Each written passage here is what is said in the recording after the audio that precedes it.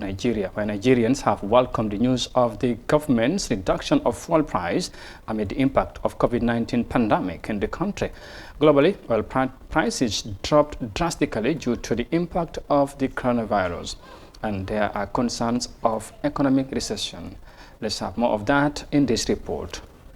For many Nigerians, this is some good news at a time when there isn't much to cheer about the Nigerian economy. With the continued spread of COVID-19, international crude oil prices have slumped to below $30 per barrel.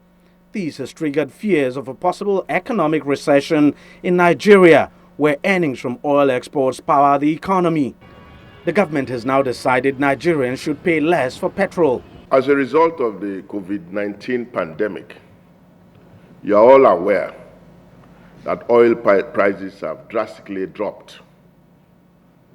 And we know that this really will translate to a lot of sufferings on the part of Nigerians.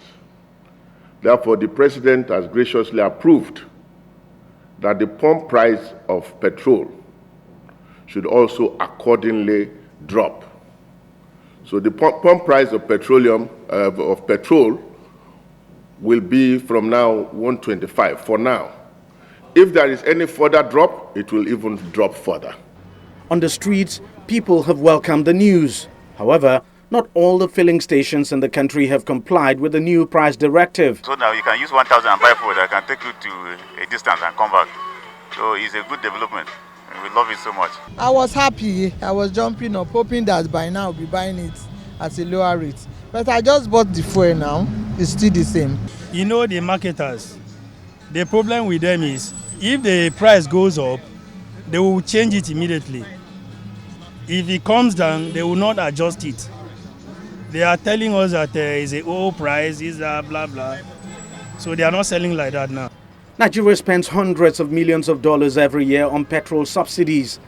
The subsidies estimate for this year is over $2 billion. But the drastic drop in global crude oil prices has literally wiped that off, which is why the government chose to slash the price of petrol at the pump. This is a golden opportunity for federal government to completely remove fuel subsidy. Nigeria spends over ₦1 trillion annually on fuel subsidy, and I'm not surprised that government is saying it's reducing 2020 budget by approximately 1.5 trillion per day, an amount that is equivalent to what we would have spent on subsidy. Petrol subsidy is more of a political issue in Nigeria than an economic one. No government has been able to muster the political will to end it. And despite the current price reduction, it's very unlikely this government will go all the way to remove it completely.